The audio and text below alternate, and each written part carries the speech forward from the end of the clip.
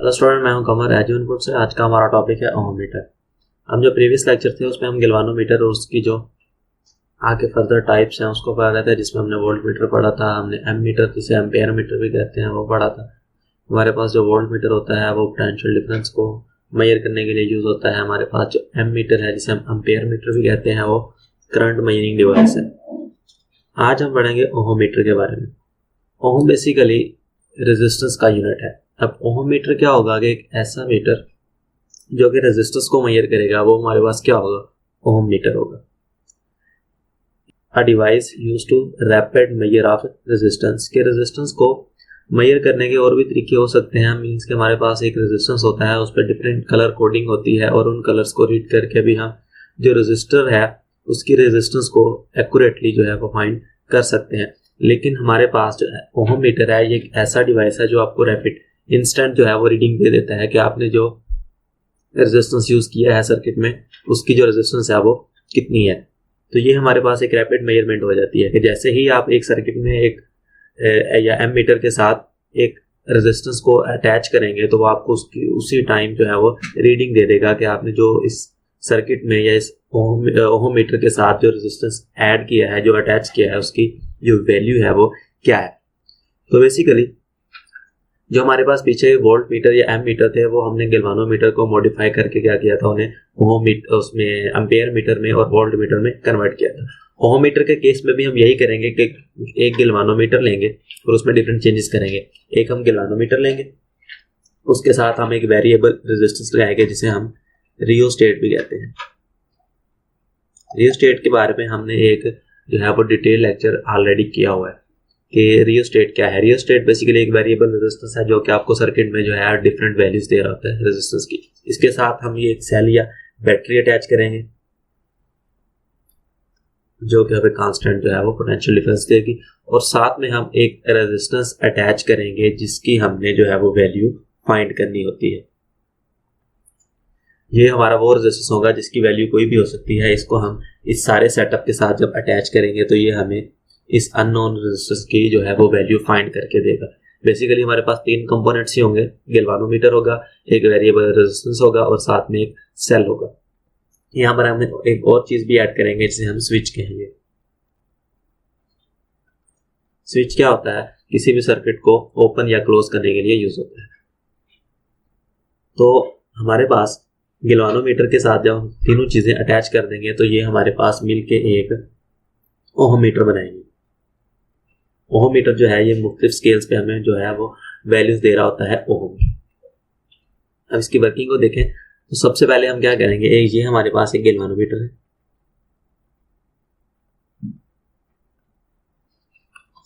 ये हमारे पास रियोस्टेट है या हम इसे वेरिएबल रेजिस्टेंस भी कह सकते हैं। ये हमारे पास स्विच है जिसको हमने दो पॉइंट्स, इनको हम दो पॉइंट्स क्या लेते हैं, सी और डी। इसमें हमने एक स्विच लगाया हुआ है।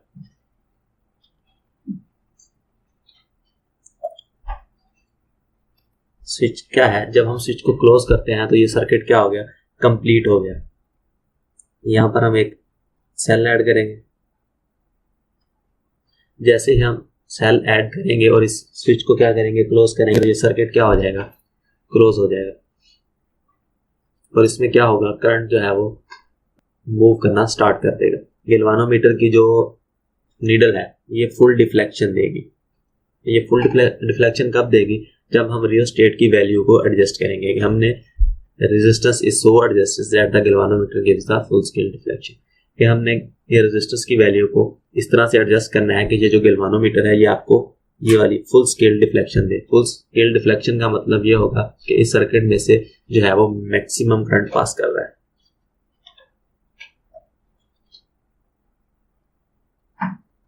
हमारे पास ये जो रेजिस्टेंस है ये बेसिकली क्या होता है, करंट को अपोजिशन फ्राहम करता है या करंट को रोकता है किसी भी सर्किट में मूव करने पे। रियोस्टेट जो है इसकी जो वैल्यू है वो वेरिएबल्स हैं और हम इसको एडजस्ट भी कर सकते हैं एक सर्किट में।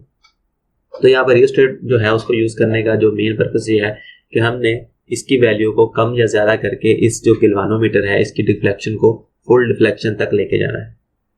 जब हम इसको फुल डिफ्लेक्शन तक लेके जाएंगे तो किसी भी सर्किट में से मैक्सिमम करंट तब पास होता है जब उसकी रेजिस्टेंस क्या हो, 0। इस केस में हमने इस जो वेरिएबल है रेजिस्टेंस है, इसकी वैल्यू को कम या ज्यादा करते रहना है, तब तक करना है जब तक हमें जो गैल्वानोमीटर है वो फुल स्केल डिफ्लेक्शन ना दे दे। जैसे ही हमें फुल स्केल डिफ्लेक्शन दे देगा, इसका मतलब होगा कि हमारे सर्किट में क्या है, मैक्सिमम करंट जो है वो पास कर रहा है। और जब सर्किट में से मैक्सिमम करंट पास कर रहा हो तो इट मीन्स कि उस सर्किट की जो रेजिस्टेंस होती है वो 0 होती है। हमारे पास जो भी वो रेजिस्टेंस होगी, हम ये कहेंगे कि वो रेजिस्टेंस क्या है, 0 है, और उसको हम क्या कर देंगे, फिक्स कर देंगे। इस जो वेरिएबल रेजिस्टेंस है, इसकी जो भी वैल्यू हमारे पास आएगी हम उसको क्या करेंगे, 0 कंसीडर करेंगे। यहाँ पर हम जो गैल्वानोमीटर है इस पर एक स्केल बनाएंगे, और फुल स्केल अगर डिफ्लेक्शन है हमारे पास तो हम ये कहेंगे कि इस पॉइंट पर जो रेजिस्टेंस है, क्योंकि हम रेजिस्टेंस मेजर करना चाह रहे हैं, अगर हमें नीडल फुल स्केल डिफ्लेक्शन देगी तो इट मीन्स कि यहाँ पर जो रेजिस्टेंस है वो 0 है, और इस पॉइंट को हम 0 मार्क कर देंगे। ये हो गया हमारा पहला स्टेप। दूसरे स्टेप में हम क्या करेंगे, उस स्टेप में हम ये करेंगे कि जो स्विच है, यहाँ पर हमने एक सेल यूज करना है, जैसे बैटरी भी कहेंगे। सेम सेटअप होगा, गैल्वानोमीटर होगा हमारे पास, और साथ में हमारे पास वेरिएबल रेजिस्टेंस। इसकी वैल्यू को हमने क्या कर दिया हुआ है, एडजस्ट कर दिया हुआ है, और जब एडजस्ट करेंगे तो हमें फुल स्केल डिफ्लेक्शन देगा, और उस पॉइंट पर हमने क्या कहा कि हमारी जो रेजिस्टेंस है वो 0 होगी। अब दूसरे स्टेप में हम ये करेंगे कि हम ये जो स्विच है इसे ओपन कर देंगे। जैसे ही स्विच को ओपन करेंगे सर्किट क्या होगा, ब्रेक कर जाएगा। जब सर्किट ब्रेक करेगा तो इसमें से कोई भी करंट पास नहीं करेगा, नो करंट। जो हमें जो गैल्वानोमीटर की जो नीडल है ये 0 शो करेगी, इसकी कोई डिफ्लेक्शन नहीं होगी। गैल्वानोमीटर डिफ्लेक्शन तब शो करता है जब इसमें से करंट पास कर रहा हो, क्योंकि गैल्वानोमीटर जो है ये हमारे पास एक करंट मेजरिंग डिवाइस है। तो जैसे हम स्विच को ओपन करेंगे सर्किट ब्रेक कर जाएगा, तो सर्किट ब्रेक करेगा तो इसमें से कोई भी करंट पास नहीं होगा। और अगर हम कंडीशंस को देखें, जो प्रीवियस लेक्चर है उसमें भी हमने ये कहा था कि जो करंट, अगर हम रेजिस्टेंस की वैल्यू को मैक्सिमम कर देंगे किसी भी सर्किट में तो उस जो सर्किट में जो करंट है वो 0 हो जाता है। तो हम यहाँ पर इस केस को ऐसे लेंगे कि अगर हमारे पास इस सर्किट में कोई करंट नहीं है तो हमारी जो रेजिस्टेंस है वो इन्फिनिटी पे है। मीन्स कि अगर हम किसी भी सर्किट की जो रेजिस्टेंस है उसको इन्फिनिटी करेंगे उसमें से जो करंट है वो बिल्कुल भी पास नहीं होगा। इस केस को हम ऐसे लेंगे कि इस केस में जो रेजिस्टेंस है वो इन्फिनिटी है। पहले केस में हमने जो रेजिस्टेंस को 0 कंसीडर किया, और इसमें हम क्या करेंगे, रेजिस्टेंस को इन्फिनिटी कंसीडर करेंगे। और हमारा जो स्केल होगा, अगर हमारे पास कोई डिफ्लेक्शन नहीं है नीडल की, तो इस पॉइंट पर हम ये कहेंगे कि जो रेजिस्टेंस है वो इन्फिनिटी है। प्रीवियस जो हमने स्केल बनाया था उसमें नीडल ने हमें फुल स्केल डिफ्लेक्शन दी थी, और हमने ये कहा था कि इस पॉइंट पर क्या है, रेजिस्टेंस जो है 0 है। अब हमारे पास दोनों केसेस आ गए कि हमारे पास जब नो डिफ्लेक्शन हो गैल्वानोमीटर में, इट मीन्स कि रेजिस्टेंस क्या है, इन्फिनिटी है। और अगर फुल स्केल हो तो हमारे पास जो रेजिस्टेंस है वो बिल्कुल 0 है।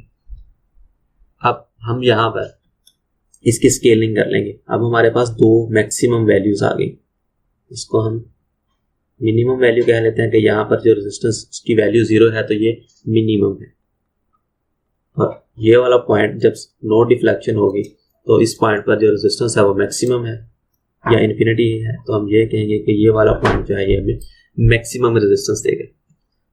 अब दो वैल्यूज आ गई, मिनिमम भी आ गई, मैक्सिमम भी आ गई। अब हमने इसकी स्केलिंग करनी है कि अगर हमारे पास किसी और पॉइंट पर डिफ्लेक्शन हो तो उस पॉइंट पर जो है वो रेजिस्टेंस की वैल्यू क्या होगी।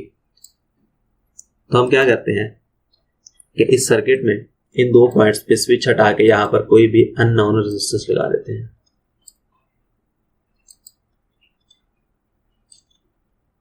एक ऐसा रेजिस्टर यूज करते हैं जिसकी रेजिस्टेंस हमने फाइंड करनी है। यहाँ पर हम एक सेल को अटैच करेंगे, जैसे ही हम सेल को अटैच करेंगे तो ये वाली जो नीडल है ये हमें डिफ्लेक्शन देगी, ये ना मैक्सिमम होगी या ना मिनिमम होगी, ये हमें कुछ ना कुछ क्या होगी, डिफ्लेक्शन देगी किसी भी पॉइंट पर। For example